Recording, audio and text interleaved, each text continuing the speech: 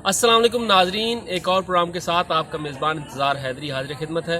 नाजरीन, रात को हमने अपना सिलसिला जहां पर इख्तिताम पजीर किया था वहीं से दोबारा शुरू करते हैं। इस वक्त हम थर के इलाके इस्लाम कोर्ट में मौजूद हैं और हमने आपको पूरे सफ़र की रुदात बताई थी। आज हम आपको बताएंगे कि थर में कौन कौन से प्रोजेक्ट्स हो रहे हैं, यहाँ के जो ट्रेडिशन है वो क्या है और यहाँ के लोग किस तरह से ज़िंदगी बसर करते हैं। थर के हवाले से बहुत सी कहानियाँ भी मशहूर हैं। इन तमाम हवाले से हम आपको आगाह करेंगे। हमारे साथ रहिए, हमारा चैनल देखते रहिए और इस तरह की जो वीडियोस हैं और दिलचस्प मालूमात हैं उनका हिस्सा बनते रहिए। अब हमारा सफ़र शुरू हो चुका है। अब हम इस्लाम कोर्ट से थर, जहाँ पर रेगिस्तान ही रेगिस्तान होता था, और अब जो थर है आज का थर आज से 20 साल पहले के थर से काफ़ी मुख्तलिफ है, क्योंकि यहाँ पर सब्ज़ा भी है जैसे आपको नज़र आ रहा है, दरख्त भी हैं। यहाँ पर कितनी तरक्की हुई है, क्या क्या काम हुए हैं, ये तमाम तफसीलात हम आपको। घर में बच्चों की हलाकतों की बहुत खबरें आती रही हैं, ख़वातीन की हलाकतों की बहुत खबरें आती रही हैं। इसकी बुनियादी वजह क्या थी और इस वक्त घर में इलाज मुआवजे की क्या सहूलियात हैं, वहाँ पर एक बड़ा हॉस्पिटल कायम किया गया है, उसके हवाले से आपको बताते हैं। ये हॉस्पिटल के बैरूनी मनाजिर हैं। अब हम आपको इस हॉस्पिटल के अंदर लेकर जाते हैं कि यहाँ पर क्या क्या फैसिलिटीज़ दी गई हैं। मौजूद हूँ मैं थर फाउंडेशन हॉस्पिटल में, और थर में एक सबसे बड़ा जो मसला आया था और एक बड़ा इशू भी बना था बच्चों की अमवात के हवाले से। फीमेल्स में गायनी का बहुत बड़ा मसला होता है और यहाँ की फीमेल्स ज़्यादातर एनेमिक होती हैं, क्योंकि इनको डाइट इतनी बराबर मिलती नहीं है। तो यहाँ पे और दूर दराज से आते हैं पेशेंट, तकरीबन बॉर्डर के करीब खास कर पेशेंट आते हैं। जो नंगर पार्क का बॉर्डर लगता है, छाछरू का लगता है, तकरीबन 200 गाँव के करीब लोग वहाँ के लोग आते हैं। तो यहाँ पे ओवरऑल जो बीमारियाँ होती हैं, जो एनेमिक प्रॉब्लम से एक होती है डाइट से रिलेटेड, और दूसरे जो पेशेंट होते हैं अस्थमा के पेशेंट ज़्यादातर होते हैं, और उनका डाइटिंग शुगर के भी पेशेंट ज़्यादातर होते हैं, और बीपी के हाइपरटेंशन के भी ज़्यादातर मरीज होते हैं। और यहाँ बच्चों की हम पीछे काफ़ी अरसे से ना ये सुन रहे थे कि जी बच्चों की अमवात बहुत ज़्यादा हो रही हैं, तो उसकी वजह क्या थी और अब उसमें कितनी कमी आई है? अभी देखें सर, अभी तो न्यूट्रिशन प्रोजेक्ट चल रहा है यहाँ पे भी है ना, पीछे के सपोर्ट से हम उनको प्रोडक्ट दे रहे हैं RUTF, जो मेल न्यूट्रिशन चिल्ड्रेन को दी जाती है। ज़्यादातर फैमिली प्लानिंग यहाँ पे बहुत कम है, तो उम्वात की वजह है ही बेसिकली फैमिली प्लानिंग। अगर फैमिली प्लानिंग ऑटोमेटिकली हो जाएगी तो यहाँ पे उम्वात भी कम होंगी, क्योंकि हर लेडीज़ के पास कम से कम 8 से 10 बच्चे होते हैं, जो एवरेज हम समझते हैं एक फैमिली के। तो वो सबसे बड़ी प्रॉब्लम है, मगर हम उस पर कभी काम कर रहे हैं, लोगों को काउंसलिंग करते हैं फैमिली प्लानिंग रिलेटेड कि बच्चे कम पैदा करो और अपनी डाइट पे भी ज़्यादातर ख्याल रखो। उनको एंटीनेटल भी करते हैं, यहाँ पे पोस्टनेटल भी होता है प्रेग्नेंट लेडीज़। ये हॉस्पिटल एक तो फ्री ऑफ कास्ट है, सारी सर्विस हम फ्री ऑफ कास्ट दे रहे हैं, ठीक है। और उसके अलावा इसका टेस्ट वगैरह से लेके अल्ट्रासाउंड वगैरह सारी चीज़ें फ्री ऑफ कास्ट है, और OPD भी अच्छी खासी। एक दिन में आप कितने मरीजों को ट्रीट करते हैं यहाँ पे? एक दिन में वैसे एवरेज हमारी कैपेसिटी 100 की है, तो कभी 10-20 कम आ जाते हैं, कभी 10-20 ज़्यादा आ जाते हैं। एवरेज हमारे 100 की है। जो छोटे बच्चे होते हैं उनके अंदर हम ये स्क्रीनिंग करते हैं, क्योंकि उनमें ही डेथ रेट बहुत ज़्यादा होता है। जब हम कह रहे हैं कि सैम की बात क्यों कर रहे हैं, हम मेल न्यूट्रिशन की बात क्यों कर रहे हैं, तो हम इसलिए कर रहे हैं क्योंकि उनमें डेथ रेट बहुत ज़्यादा होता है और पाकिस्तान में ये मसला है। और इसकी अगर आप बात करें कि कहाँ से शुरू हो रहा है, तो ये हमल से शुरू हो रहा है ना, ठीक है। क्योंकि ख़वातीन जो है वो प्रेगनेंसी में आके दिखाती नहीं है, एंटीनेटल विजिट्स जो है ना होने के बराबर है। अभी कुछ बेहतरी आई है काफ़ी हद तक, क्योंकि बहुत सारे प्रोग्राम्स जो हैं उनको जो है ना इंटीग्रेट किया गया है एंटीनेटल के साथ, कि जो वो पर्सनल फिर बेनिफिट्स की वजह से ख़वातीन जो है वो हमारे पास आ रही है। एनीमिया बहुत बड़ा जो है ना यहाँ पर एक बिग चैलेंज है हमारे लिए। Every second woman is anaemic, हर दूसरी खातून जो है वो एनीमिक है हमारे पास। और दूसरी बात ये कि इंटर प्रेगनेंसी इंटरवल उसका बड़ा काउंट है कि ख़वातीन फैमिली प्लानिंग नहीं करती हैं, और हर साल एक बच्चा पैदा करने की वजह से जो पिछला बच्चा है ना उसकी ज़ाहिर बात है न्यूट्रिशन डेफिशिएंसीज जो है वो बढ़ना शुरू हो जाती हैं, क्योंकि वो उसको दूध छुड़ा देती है। लैक्टेशन जो है WHO के प्रोटोकॉल के अकॉर्डिंगली भी तकरीबन जो है 2 साल तक का जो है ना वो बच्चे का राइट है।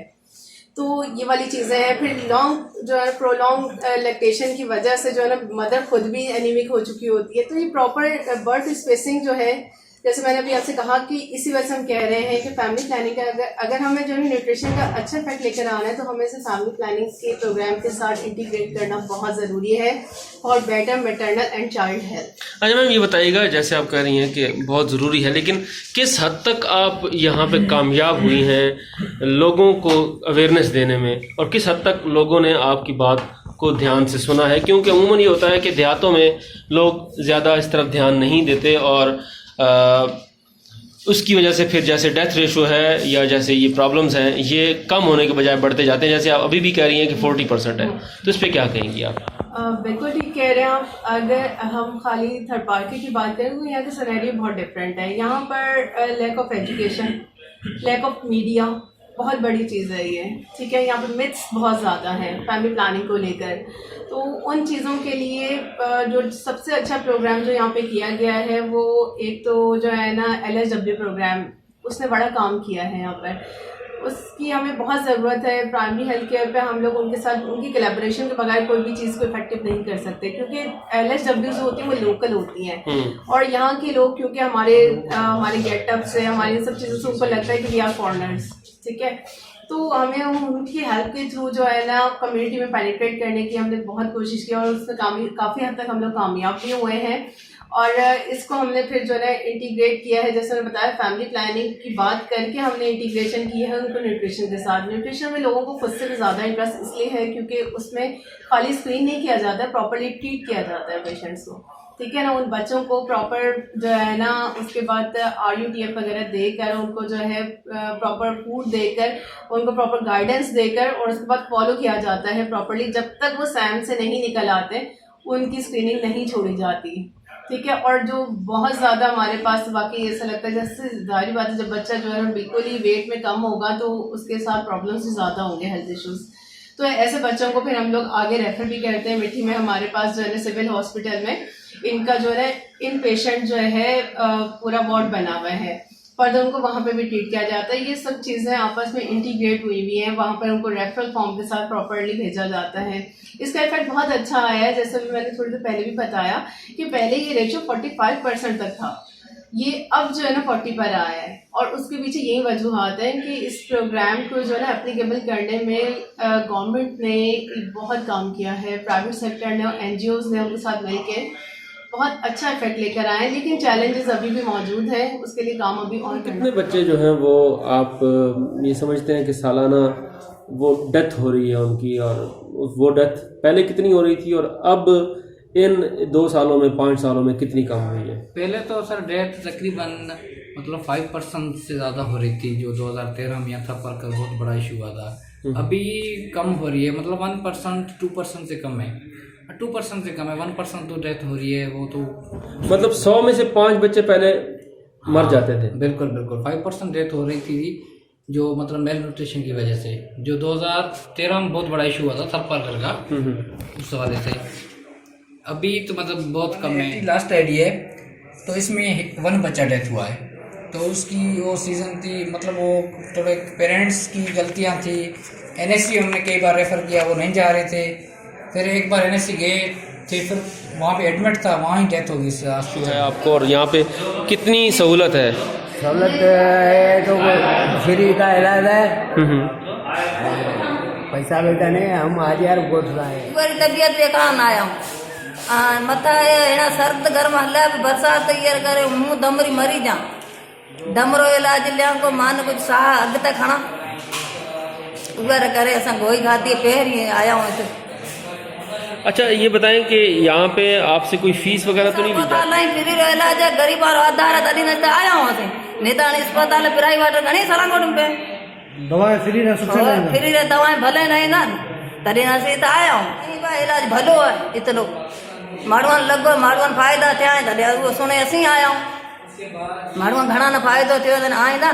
सारा कुछ हम फ्री में दस्तियाब है। एक चीज़ भी मतलब 1 रुपए की चीज़ भी पेशेंट को अपने जेब से मतलब खरीदनी नहीं पड़ती, तो सारा कुछ ही यहाँ पे फ्री में है। यहाँ पे कौन कौन सी अद्वियात हैं?